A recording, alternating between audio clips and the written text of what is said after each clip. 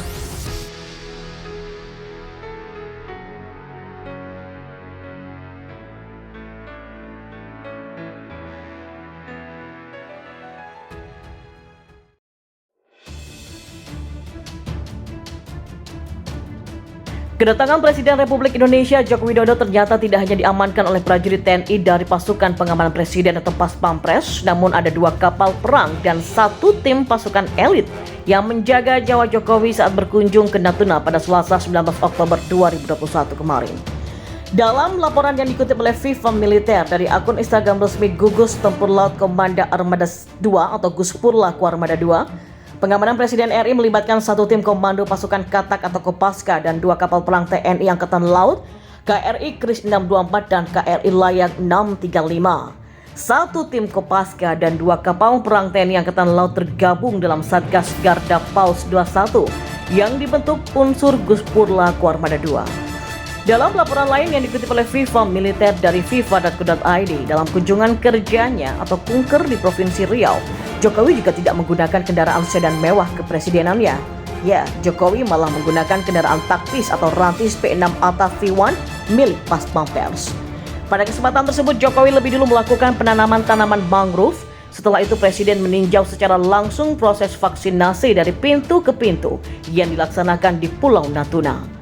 Kemudian Jokowi juga sempat memberikan bantuan langsung atau BLT kepada sejumlah pedagang kaki lima di kawasan kuliner Sabengkok. Dalam kunjungan tersebut, Jokowi didampingi langsung oleh Komandan Pas Pampres, yaitu Majen TNI Tribudi Utomo, dan Sekretaris Militer Presiden atau Sekmilpres Marsda TNI Tony Harjono. Sekretaris Kabinet Pramono Anung juga membenarkan bahwa kunjungan Presiden ke Natuna tak terlepas dari penerobosan yang dilakukan oleh kapal Coast Guard dan kapal nelayan China. Dan menurut Pramono, lewat kunjungan ini, Presiden Jokowi ingin menunjukkan bahwa kedaulatan wilayah RI tak boleh diganggu oleh negara manapun. Dan Presiden juga sudah mengatakan dalam sidang Kabinet Paripurna kemarin untuk urusan Natuna tak ada tawar-menawar. Pramono pun mengingatkan, Presiden Jokowi juga pada tahun 2016 lalu pernah berkunjung ke Natuna saat insiden penerobosan wilayah terjadi. Jokowi bahkan saat itu melakukan rapat di atas kapal perang RI, dan ini memberikan sinyal bahwa pemerintah Indonesia, terutama Bapak Presiden dalam persoalan Natuna, benar-benar memberikan attention yang serius. Dan meski dalam kunjungan kali itu Jokowi tak lagi berada di atas kapal perang, namun Pramono menilai pesan yang diberikan dari kunjungan ini juga tetap jelas dan tegas. Presiden Jokowi bertolak menuju Kabupaten Natuna, Provinsi Kepulauan Riau sekitar pukul 7.35 waktu Indonesia Barat. Presiden beserta rombongan lepas landas dari Pangkalan TNI Angkatan Udara Halim Perdana Kusuma, Yogyakarta dengan menggunakan pesawat Kepresidenan Indonesia 1. Dan setibanya di Pangkalan TNI Angkatan Udara Raden Sajat, Kabupaten Natuna, Presiden dan rombongan langsung menuju Sentra Kelautan dan Perikanan Terpadu atau SKPT Selat Lampa, Kabupaten Natuna. Dan di tempat tersebut selain meninjau jalur kapal, Presiden juga direncanakan bertemu dengan ratusan nelayan. Setelahnya Presiden menuju kantor Bupati Kabupaten Natuna untuk menyerahkan sertifikat hak atas tanah untuk rakyat dan turut mendampingi Presiden dalam penerbangan menuju Kabupaten Natuna antara lain Menteri Energi dan Sumber Daya Mineral Arifin Tasrif, Kepala Staf Kepresidenan Muldoko, Panglima TNI Marsikal Hadi Cahyanto, dan Wakil Menteri Agraria dan Tata Ruang Wakil Kepala BPN Surya Chandra. Selain itu turut juga Kepala Sekretariat Presiden Heru Budi Hartono, Sekretaris Militer Presiden Majen TNI Suharyanto, Komandan Paspampres Majen TNI Maruli Simanjuntak, dan Jubir Presiden Fajrul Rahman. Situasi di perairan Natuna dalam beberapa hari terakhir memanas setelah kapal pencari ikan dan Coast Guard milik China berlayar di kawasan tersebut. Padahal perairan Natuna berdasarkan Konvensi United Nations Convention on the Law of the Sea atau UNCLOS di tahun 1982 masuk dalam zona ekonomi eksklusif atau ZEE Indonesia. Pemerintah Indonesia mencoba jalur diplomasi untuk menyelesaikan masalah ini dengan melayangkan nota protes terhadap China lewat duta besar yang ada di Jakarta. Sementara itu, TNI dan Badan Keamanan Laut atau Bakamla RI terus disiagakan di perairan Natuna yang masuk dalam Provinsi Riau untuk memantau kondisi di sana. Detik-detik 3 anggota KKB tewas saat berusaha merebut senjata aparat. 3 anggota kelompok kriminal bersenjata atau KKB yang berusaha merampas senjata milik aparat tewas dilumpuhkan oleh aparat. Kejadian tersebut terjadi di Puskesmas Sugapa, Kabupaten Intan Jaya, Papua. Ketiga anggota KKB yang tewas tersebut yakni Janius Bagau, Januarius Sani, dan Justinus Bagau.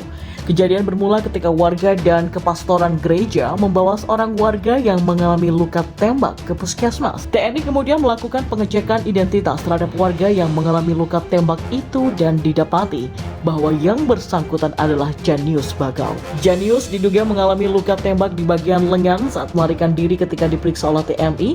Dan aparat saat ini sedang mengejar pelaku penembakan terhadap Prada Ginanjar Arianda, seorang anggota Satgas Yonif R400BR. Saat pemeriksaan orang tersebut yang kemudian diketahui bernama Janius Bagau, ini tiba-tiba melarikan diri dengan meloncat ke jurang. Jadi tim terpaksa menembaknya setelah tembakan peringatan dan seruan untuk kembali tidak diindahkan. Ujar Kepala Penerangan Kogab Wilhan 3 Kolonel CZI IGN Suryastawa lewat keterangan tertulisnya. Saat itu personel TNI menembak yang bersangkutan di bagian lengan, tapi pelaku dapat kabur karena lompat ke dalam jurang. Tak lama berselang, sambung Suryastawa, personel memperoleh informasi dari warga dan seorang warga dengan luka tembak yang dibawa ke puskesmas oleh kepastoran gereja dan beberapa orang masyarakat lainnya. Yang setelah dilakukan pengecekan dan dicocokkan dengan KTP yang didapatkan saat pemeriksaan, maka dipastikan orang tersebut adalah Janius Bagau, salah satu anggota KKB yang sering melakukan aksi teror di Sugapa. Dan saat mendapatkan perawatan di Puskesmas Sugapa, Janius Bagau didatangi oleh 2 orang rekannya. Ketiganya berusaha melarikan diri, menyerang dan berusaha merampas senjata dari aparat gabungan TNI Polri yang berjaga di Puskesmas. Dan dengan sigap aparat melumpuhkan ketiga orang itu sampai tewas. 2 dari 3 anggota KKB yang tewas itu pernah menantang perang terhadap TNI Polri.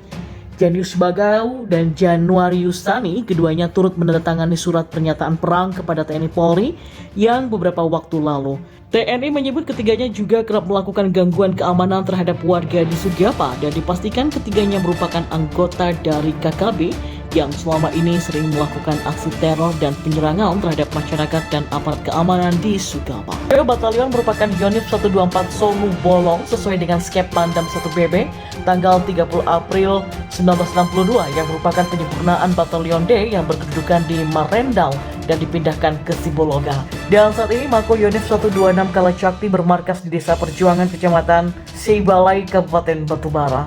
Yonif 126 KC yang berkedudukan di Bunut kisaran 750 personel dengan 3 daerah teritorial yaitu Kabupaten Asahan, Kota Tanjung Balai, dan Labuhan Batu yang memiliki 6 dislokasi yaitu Mayon di Bunut, Kompi Markas di Sibogat, Kompi Senapan di Tanjung Kasau, Kompi Senapan B di Damuli, Kompi Senapan C di Rantau Prapat, dan Kompi Bantuan di Pulau Raja. Memiliki lambang dengan seekor kala jengking berwarna hitam dengan tulisan Kalacakti yang mengelilinginya melambangkan kesatuan yang kokoh. Tangkas dilengkapi dengan senjata api bermakna siap melaksanakan tugas, dan tulisan Kalacakti melambangkan sifat seperti kala dengan ekto ciri sederhana, mempunyai keyakinan yang teguh, kokoh dan percaya kepada diri sendiri, memiliki daya tahan yang tinggi dan kemampuan untuk menghancurkan lawan dengan senjata ampuh, memiliki moto berani dan percaya diri, kini telah menjadi satuan organik atau tempur dan teritorial. Dalam kaitan mempersiapkan diri sebagai satuan organik yang handal dalam teritori dalam tugasnya, anggota Yonif 126 dibekali dengan kegiatan olahraga seperti bela diri karate beraneka aliran, tenis, voli, sepak bola, dan kegiatan ibadah untuk meningkatkan keimanan dan ketakwaan sesuai dengan agama masing-masing para anggota, dan juga mengembangkan budaya daerah serta meningkatkan pengetahuan dan wawasan organik dalam tempur. Kedudukannya sebagai Satuan Tempur Yonif 126 KC sejak tahun 1965 telah dilibatkan dalam operasi tempur G30S, penumpasan PGR Sparaku di Kalimantan Barat tahun 73 hingga 74 dengan pemimpin Mayor Infantri F. Panggabean, operasi Seroja di Timur Timur tahun 1977 dengan pimpinan Mayor Infantri Sopyan Toyep,